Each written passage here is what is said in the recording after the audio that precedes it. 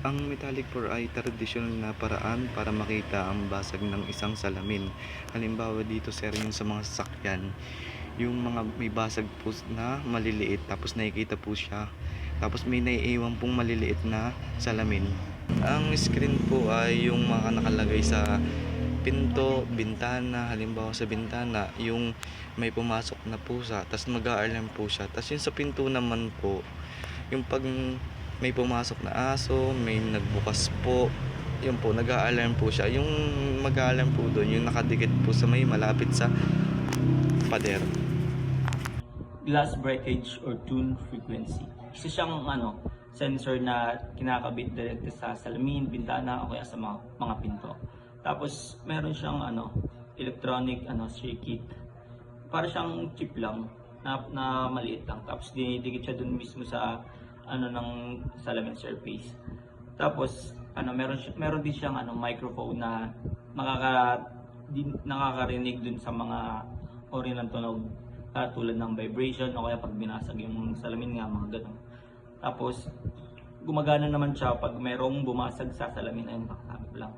Tapos o kaya pag merong gumagawa ng matataas na tunog, mga ganun na hindi kadalasang nadidinig ng tao.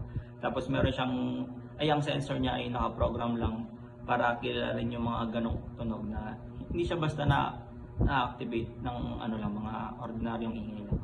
Tapos kapag naka-detect naman yung sensor ng mga ganun nga, mga pagbasag o kaya mga vibration, agad-agad itong magbibigay siya ng signal dun sa alarm system.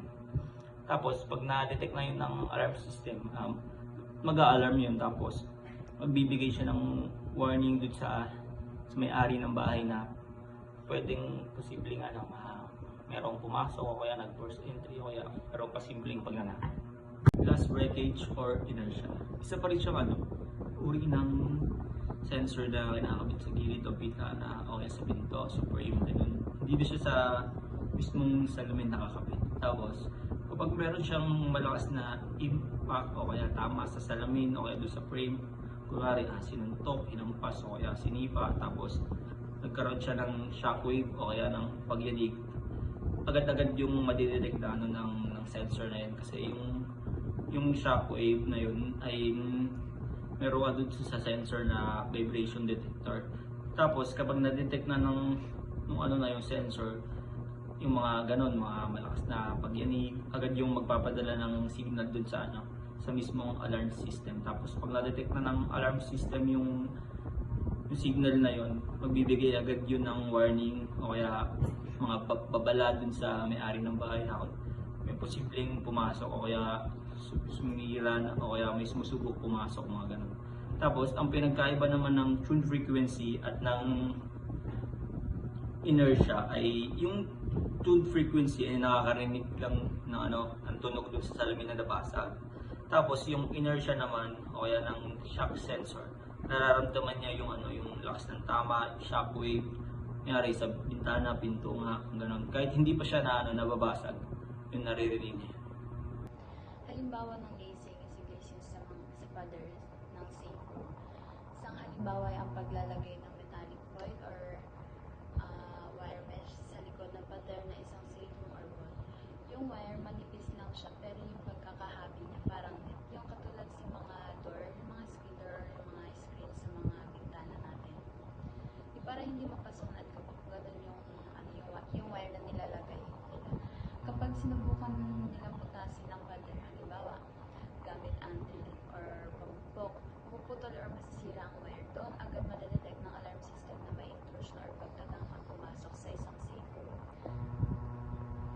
An intruder can enter only by breaking the foil or wire. So ayan, kailangan muna nilang sirain yung wire bago sila makapasok sa isang room or vault. Itong volumetric sensors naman ay ginagamit para mabantay ang buong kwarto mula sa hihig hanggang kisame. Kaya nilang makita kung may gumalaw or pumasok kahit saan sa loob. Maraming klase ng volumetric sensor at may kanya-kanyang gamit, kaya dapat piliin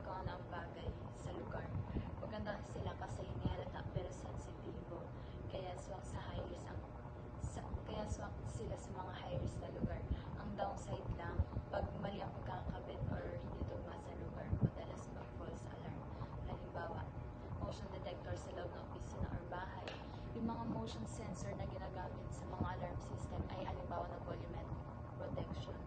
Halimbawa, may motion sensor sa kisame ng isang kwarto.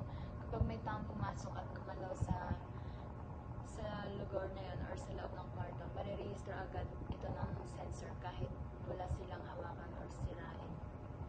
Kahit hindi mo nakikita yung sensor na gumagana, alam niya agad kung may tao sa area. Halimbawa naman, sa bangko, sa loob ng vault ng bangko, madalas ginagamit ang mga ultrasonic or microwave volumetric sensor. Ang ginagawa nila, nagpapadala sila ng sound waves or electromagnetic waves sa buong kwarto. Kapag may gumalaw sa loob, kahit sobrang liit, nagbabago yung waves. Tapos doon nadedetect ng system na may intruder. Kahit nakalock na yung wall, kung may sakaling sumubok magtago or gumalaw sa loob, ma-activate agad ang alarm. Hindi mo sila nakikita or narinig, pero super sensitive nila. Ang PIR or Passive Infrared Sensor ay part ng isang motion detection. Ibig sabihin, ginagamit ito para makadetect ng galaw sa isang lugar or area. Ginagamit din ito para makasense or makadetect ng body heat ng isang tao or hayop, kaya nagbibigay agad ito ng alarm or ng signal.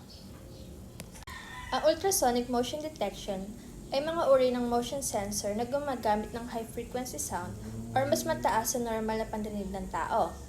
Kaya kapag may intruder or may hindi authorized sa person na pumasok sa area, nagbabago ang normal na pattern ng sound waves. So dahil dito nare-recognize ng sensor na may pumasok sa area na yon at maaari ito mag-trigger sa alarm. Ang microwave motion sensor ay isang uri ng motion detector na gumagamit ng high-frequency radio waves o microwaves upang matukoy ang galaw ng tao o bagay. Paano nga ba ito gumagana? Nagpapadala ito ng microwave signals o radio waves. Kapag may gumalaw sa paligid, mababago ang paraan ng pagbalik o refleksyon ng waves.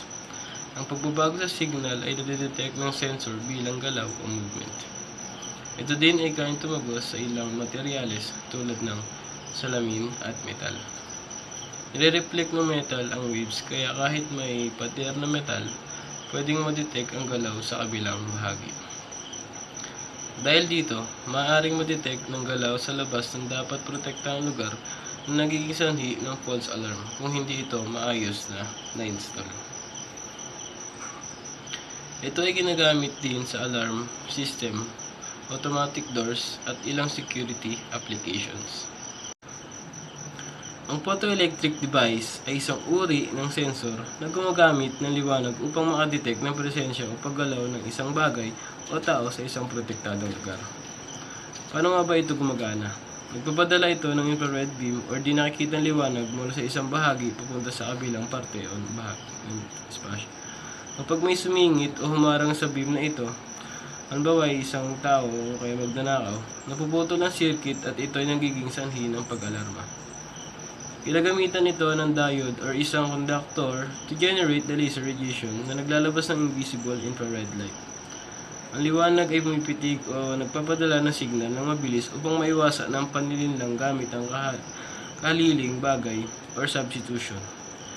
Pero ito din ay kahinaan dahil madaling malusutan, lalo na kung alam ng intruder o magnanakaw kung nasaan ang beam.